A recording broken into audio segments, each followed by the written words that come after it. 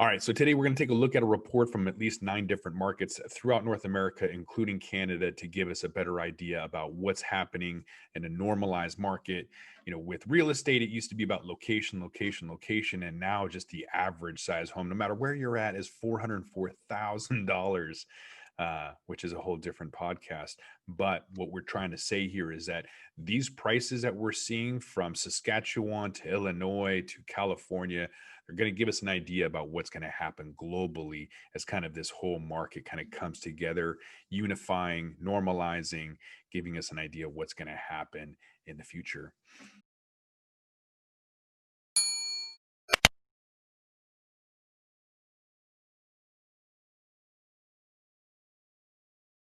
Welcome back to the Talking Hedge. I'm Josh Kincaid, Capital Markets Analyst and host of your Cannabis Business Podcast. Again, we're going to take a look at this report from Headset, just looking at some numbers here about what's happening in the marketplace. California, their total sales for the month of November was $342 million. So it's quite a bit when you look at, a place like Illinois, that was just capping at 100 million, relatively new emerging market in Illinois. But they're still really good numbers. So it's not as good as it was the month prior in October. Actually, California had a 2.7% drop, but nonetheless, you're still seeing that California is doing pretty well. So it looks like they may have peaked right around September and kind of coming back down. And I don't know, that could be a number of reasons. It might be because there's disposable income is less. People are kind of cutting back as this second wave is coming and people are readjusting what they're buying. So instead of cannabis, they're buying more toilet paper, whatever it is that they're getting ready for this second wave of this pandemic. And it's about the same everywhere you look at. Colorado, Nevada and Washington, relatively flat. Washington is the third best market overall, which is really surprising. But again, during this pandemic, we've kind of seen that stability is really important instead of kind of chaos that we saw in Colorado and Nevada with the lack of tourism. Speaking of Colorado, they're at 169 million for total sales in the month of November. Not so well in Nevada. They're only at 61 million. So kind of leveling off there, really dependent on tourism, obviously. But with Washington, 120 million, not bad. This is a petri dish experiment in Washington.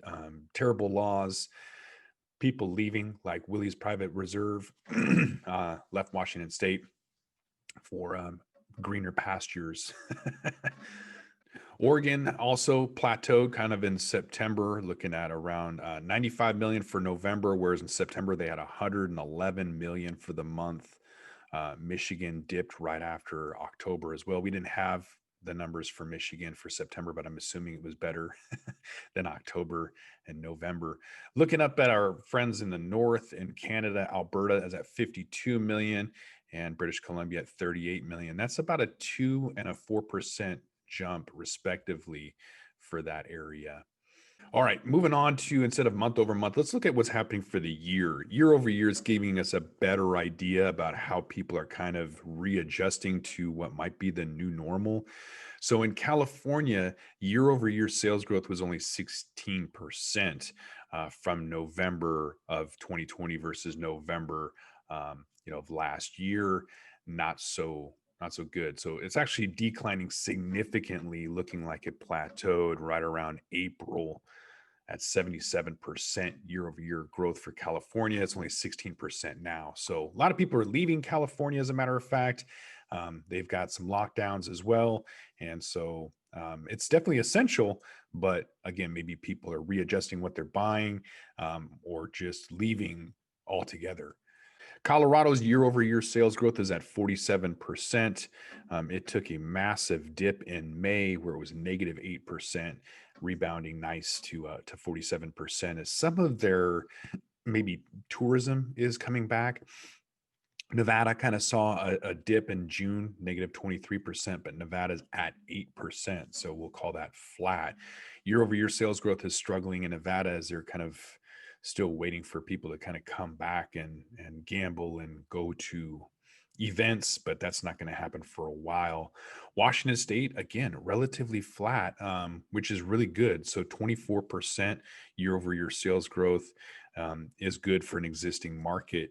So we're seeing in Massachusetts 62%, Oregon 38. Again, the difference between Massachusetts and Oregon is that Oregon's been around for a lot longer, and so Massachusetts, people are stocking up still, hoping that cannabis remains an essential good as it wasn't last year.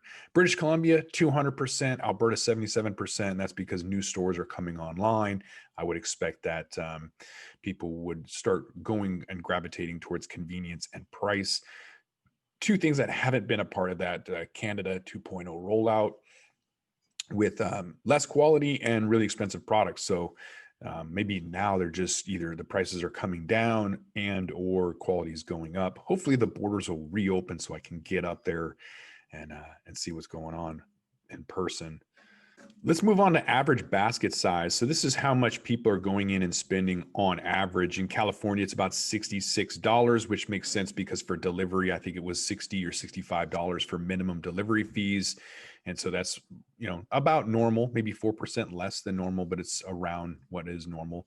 Colorado's seeing relatively the same amount, $62, and Nevada's at $68, whereas Washington is only $33.80. So why would Washington be almost half or less than half of California and Nevada?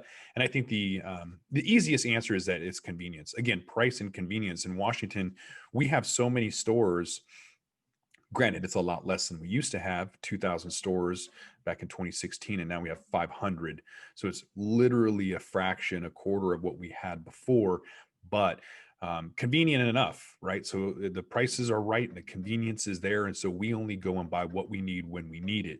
So we're probably going more often, but spending, only $33 when we do go. So that's my take on Washington. It's been very interesting watching Washington do its thing, because it was a terrible place to do business in before with all of the regulations and issues and restrictions, and yet now look at it. So because we don't rely on tourism, it is doing much, much better than a lot of these other places, with the exception of any new rollout. So Illinois is doing phenomenal in Massachusetts, but you can see the trend. It's going down. People are spending less. They're spending less in October than they did September, and less than they did in August. It's coming down as people, again, are probably reallocating their spending behavior and purchases towards, toilet paper or whatever else. Maybe they were expecting their job to go back to normal, or maybe they got laid off. There's been a lot more layoffs. So I think this is about disposable income adjusting and changing more than anything else. But back to the numbers, looking at Alberta, average basket size when you go up into British Columbia is around $43 and $44 between Alberta and British Columbia, whereas in Massachusetts it's going to be $91. So people are going out and trying new things, spending a lot of money, looking to see what they like. Maybe they're hoarding in anticipation of the pandemic closing down stores like they did last year in Massachusetts. But Oregon, it's the same as Washington. It's $40. They're going in, they're buying what they want, when they want, just out of convenience. We can look at, some other places like Michigan. We only have a couple of months for Michigan. So looks like they're relatively the same at about $86. So spending more because they're new, a new emerging state. Whereas Ontario and Saskatchewan at $50 and $46 respectively. So kind of see what happens with more time as we can see some trends, but that's all the data we have for the middle of nowhere up in Canada for Saskatchewan, which is not a bad idea to look at Saskatchewan on what rural America will do. So I do like that aspect of Saskatchewan.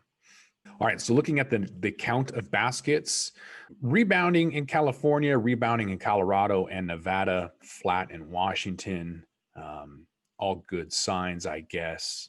And looking at Alberta and British Columbia, Illinois, Massachusetts, all fairly flat. So it looks like the number of times that people are going in and buying and the count of baskets is remaining relatively flat, which is good. Whereas with brand concentration, it's coming down. So it's coming down in California and Nevada and Washington, where it's relatively flat, if not spiking in Colorado. So brand concentration is the number of products that the top 5 brands have, and so that's reducing, which is good. So that means it's more competitive rather than just having your top 5 brands selling the majority of products. It's coming down in California, so that's good. Only 25% of the top 5 brands are selling. 27% Colorado, 31% in Nevada, 22% in Washington. So brand concentrations are coming down a little bit. That's nice. A little bit higher up in Canada as they're kind of just starting out. They don't have as much competition. So brand concentration is as high as 45%, meaning the top 5 brands have almost half of the market share up in Alberta and British Columbia versus 23% in Oregon. That's because Oregon has had a lot longer to get differentiated brands and products in there. So that explains that. So we'll have to see what happens in December after, Green Wednesday.